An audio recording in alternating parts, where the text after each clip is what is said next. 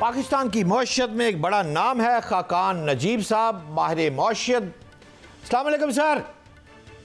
वालेकुम अस्सलाम शहजाद साहब, thank you for having me जी। खाकान साहब, मैं आपसे ये जानना चाहता हूँ कि पाक भारत जो जंग शुरू हुई, इसका अख्ताम हुआ, सीज फायर हुआ, 74 घंटे की इस लड़ाई में भारत को कितना नुकसान हुआ है? आप तो उंगलियों पर मौशियतदान है, चीज़ें गिन लेते हैं, ज़रा नुकसान बताएं। तो शहजाद साहब, एक तो बात यह है कि with lot of humility Pakistan needs today 25 crore आवाम को बड़ा प्राउड होना चाहिए कि we have come out on the right side, we have come out with grace. हमने एक रिस्पॉन्सिबल नेशन होने का, हमने एक मैच्योर नेशन होने का, और हमने एक ऐसी नेशन होने का जो कन्वेंशनल वॉरफेयर में भी वो कैपेबिलिटी रखती है जो लोग शायद नहीं समझते थे कि हम रखते हैं। और एयर कमांड की तो हमने सुपीरियरिटी रीजनली जो है वो प्रूव कर दी है।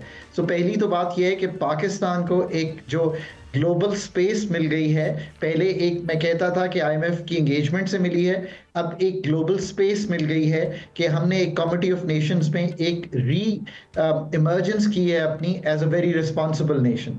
पाकिस्तान ने जब उनकी एयर स्पेस बंद की, पाकिस्तान ने जब उनकी ट्रेड बंद की, पाकिस्तान ने जो उनके रूट बंद किए, ये 3 काम हमने किए थे। और इससे क्या मतलब है, उनकी जो एयर स्पेस बंद की तो एक तवक्को ये थी कि $800 मिलियन जो है पर ईयर के मुताबिक तकरीबन उनकी जो एस्टिमेट्स आ रहे थे उनको नुकसान होगा।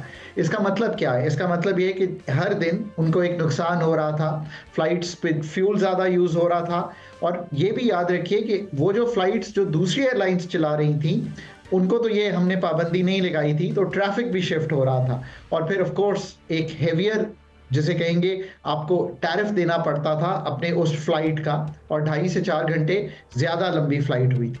दूसरी बात, जब हम उनसे $1.2 बिलियन मंगवाते थे तो हम जो एक इंपोर्ट करते थे चीज़ें, और ये तो डायरेक्ट इंपोर्ट थी, हम ऑफ थर्ड कंट्री भी बहुत सी चीज़ें इंडिया से फार्मास्यूटिकल, ऑर्गेनिक केमिकल्स और इस तरह की चीज़ें जो है वहाँ से इंपोर्ट करते हैं, वो भी हमने बंद कर दी। हमारी एक्सपोर्ट तो सिर्फ $0.42 मिलियन थी, तो नेग्लिजिबल थी।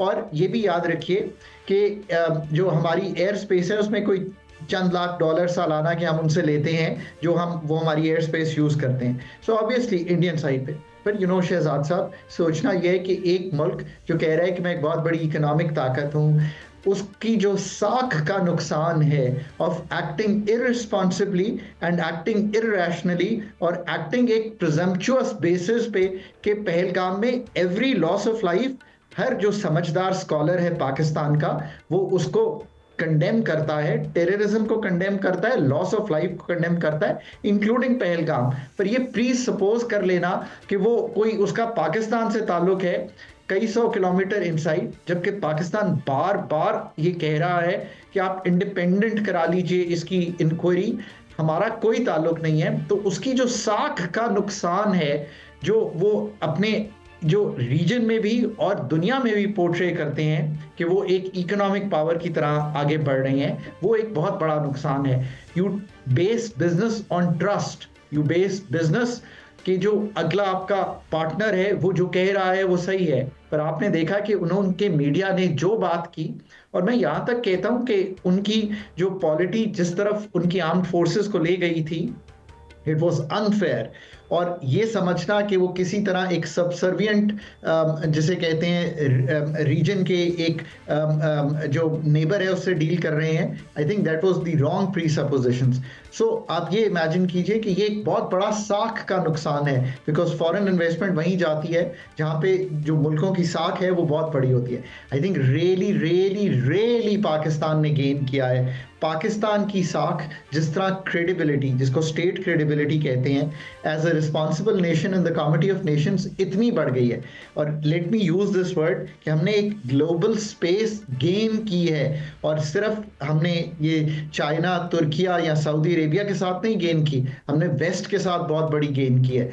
ये तो और बात है कि हमारे फाइटर जेट्स जो हैं, हमारे जो फाइटर पायलट्स हैं, उन्होंने ये दुनिया में प्रूव किया कि वो एक इंडिजिनस प्लस चाइनीज टेक्नोलॉजी से और प्लस जो हम अमेरिकन मिसाइल्स यूज कर रहे किया हमने, कि हम बहुत बड़ा कारनामा अंजाम दे सकते हैं। बट हमने ये भी कहा कि हम बहुत रिस्पॉन्सिबली आगे बढ़ते हैं, अपनी टेरिटोरियल इंटेग्रिटी को प्रोटेक्ट कर सकते हैं। सो अगर पाकिस्तान में माइंस एंड मिनरल्स में प्रोडक्टिविटी बढ़ाने में, पावर में, जहाँ पे भी कोई फॉरेन इन्वेस्टमेंट आगे अर्शों में आती है, हम उसको फुली प्रोटेक्ट कर सकते हैं बाय ऑल मीन्स।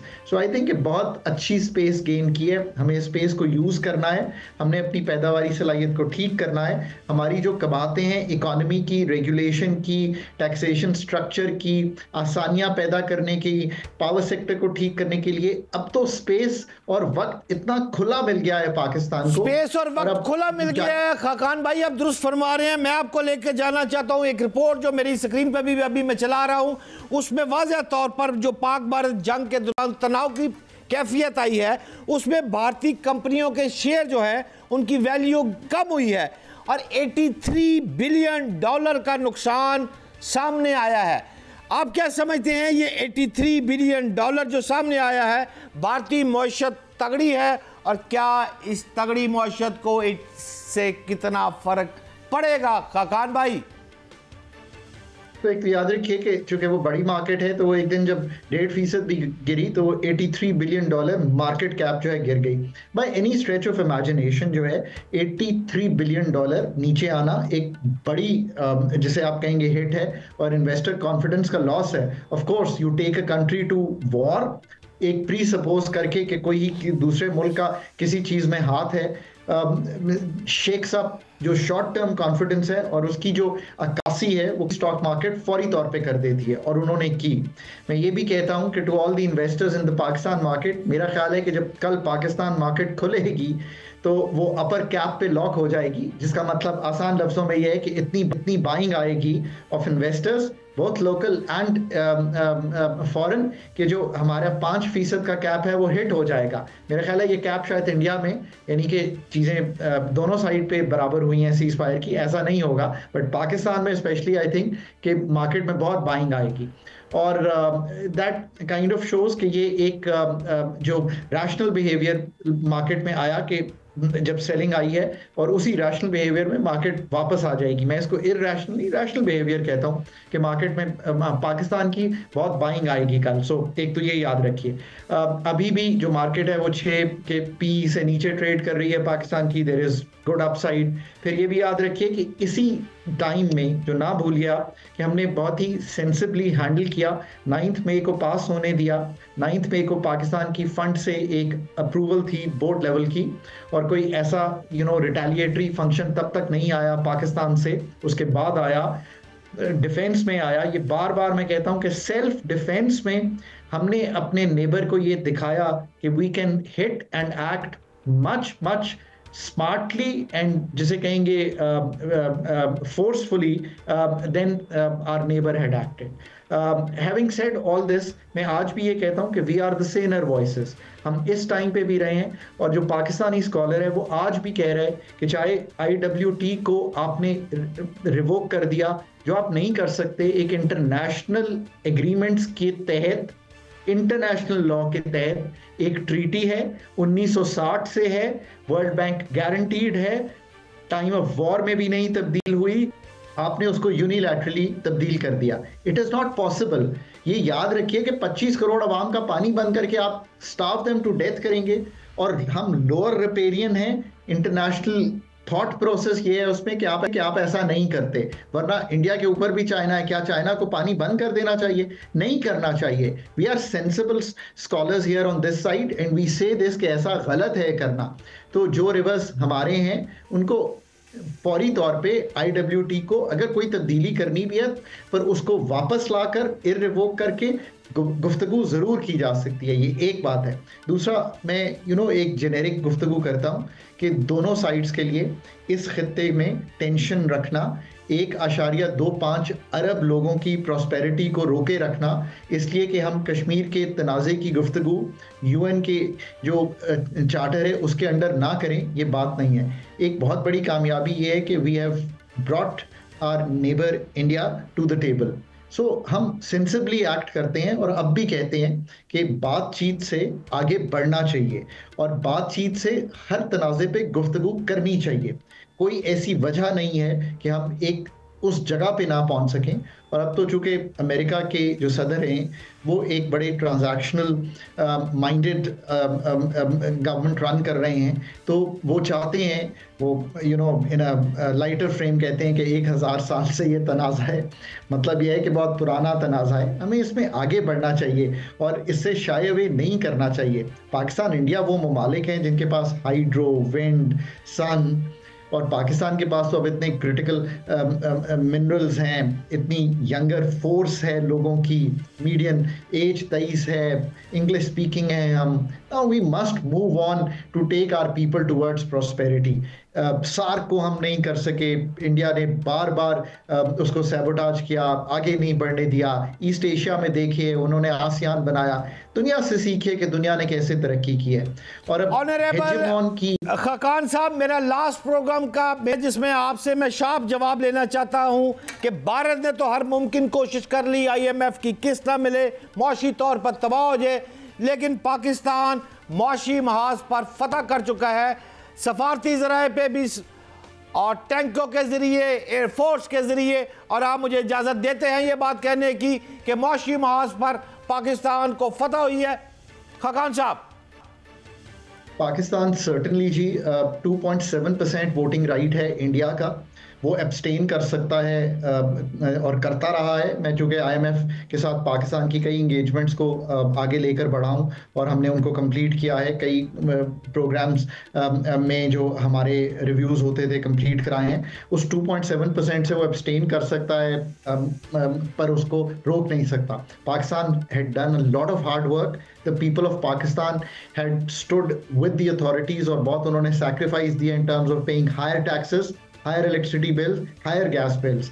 बट जो मैक्रो स्टेबिलिटी को पाकिस्तान ने अचीव किया है, उसको सीमेंट करने के लिए, उसको इंश्योर करने के लिए प्रोग्राम कंटिन्यूटी ज़रूरी थी, और एक $1.4 बिलियन की climate resilient facility which also goes to show our resolve in moving forward on the environmental issues in Pakistan.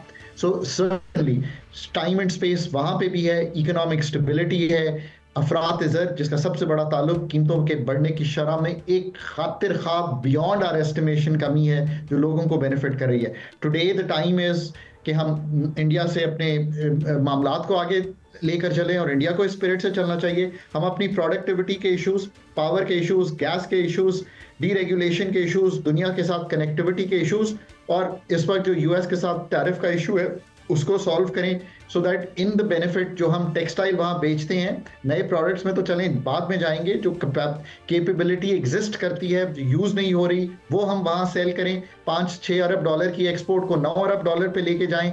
उनकी जो इंपोर्ट्स हैं जो हम यूज़ कर सकते हैं आगे, चाहे हमें फाइटर जेट्स लेने हो, चाहे हमें नए एरोप्लेन्स लेने हो बोइंग से, चाहे हमें मैन्युफैक्चरिंग का इक्विपमेंट लेना हो, स्टील का इक्विपमेंट लेना हो, Pakistan has that space now to really up its game by solving the fundamental issues of our economy, जिसकी वजह से जो हमारा growth path है वो stunted रहता है। I think it's that time, and again पूरी कौम को जो इस वक्त improved image के साथ Pakistan on the economic front, on the diplomatic front, and of course मतलब इसमें तो कोई दो आरा नहीं है ना।